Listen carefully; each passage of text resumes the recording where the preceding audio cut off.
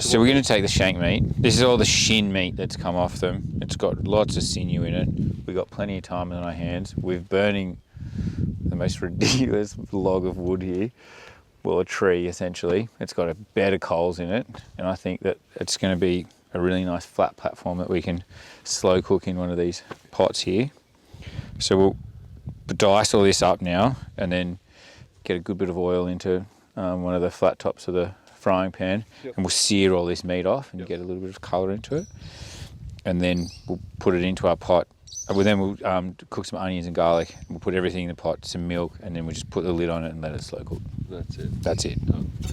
And you're using a piece of meat that would be typically thrown away, that's 100 at its best. 100%. You know, like this is the meat that most people are just letting go. Yeah, I would agree. Looking forward to seeing how it turns out.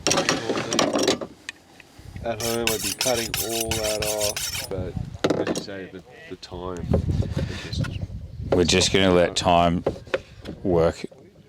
absolutely work for us here.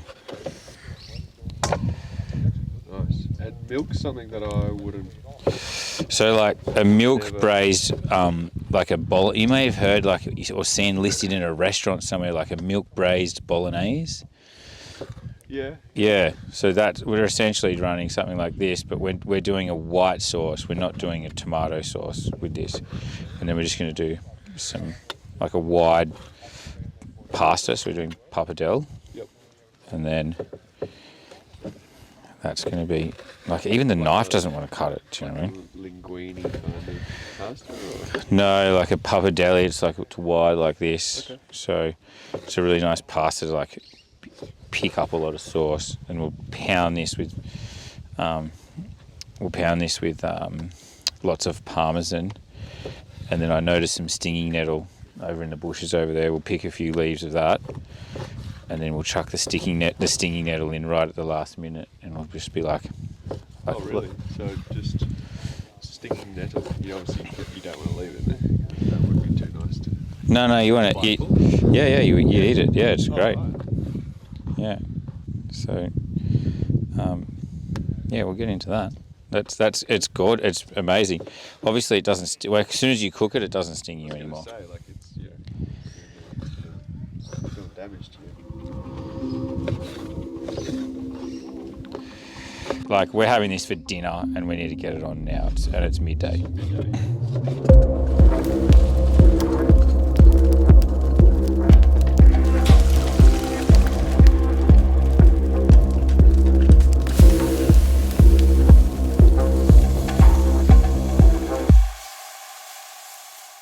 So veggies, we're going to do garlic, celery, carrots, onions, and some thyme. And then that's us. A little bit of stock, some milk, and hopefully we get something we're happy with.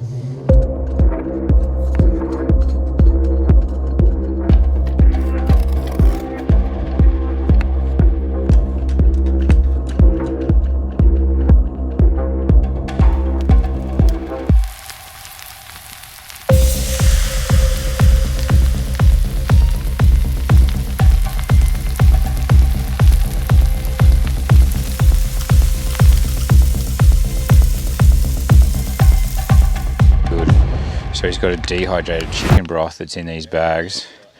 And because I haven't brought any stock for this, I can travel pretty light. They're normally like something so nice to have if you're like doing a bit of backpack hunting. They weigh nothing.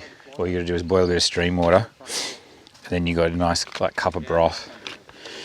But we're going to use it to make some more broth. And then I've just got some like a myrtle leaf and chili and rosemary, like a spice blend that I'll mix together with that and then decant everything.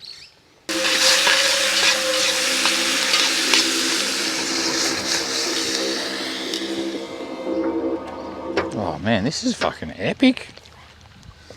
So what's your other business? It's So Discovered Wild Foods, and then what is that about? so we have the whole supply chain from the shooters of wild shot venison that are all shot thermal optics headshot nighttime. Yep.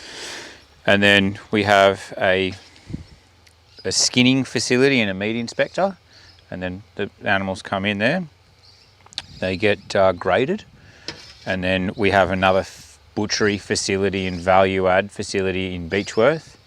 So we have Wild Pie, which is another business that Joe Barrett, Lou and Discovered are in together, and we make wild boar sausage rolls, wallaby and venison pies. Yep. And then we got a wild goat like curry pie as well, which is pretty good. And so then that's the value add facility that's kind of in that same premises, but a standalone business. And then we have the wild game harvesting business. So we harvest those deer, and we box them out. So people are going on there and buying the cuts that they want to purchase. Yep. And we sell to some restaurants and all that sort of stuff. Yeah. Okay. How long has that been? About 3 years, oh, really? 4 years. Yeah, like stemmed during COVID. Yep. And you've seen interest grow over the 3 years? That's right. And like, so when I first started hunting, I was like, I can't believe that none of these animals have been utilized. Like everyone's telling me that deer meat is shit. And then I start cooking with it. I'm like, this is fantastic. And then I was kind of like banging my head, being like, hey, this is a phenomenal like there's a phenomenal product here, and these animals are getting, shot and left to rot on the ground from all the culling, and we spend so much money culling them. Like it's $40 million between Vico and New South Wales, so taxpayer dollars. Paying money to waste good meat. We're paying money to kill deer, to leave them in the field, to have other resource-related issues like fox, pig, again, the feral animals we're trying and wild dog population explosions, with also a little bit of like problems with diet and having rotting meat on the ground. Like it's unnatural for that many animals to be left on the ground. Yeah. Like it's almost a triple lose. Like it's unbelievable, honestly. Oh, it's that hot, just pouring the fucking milk in there.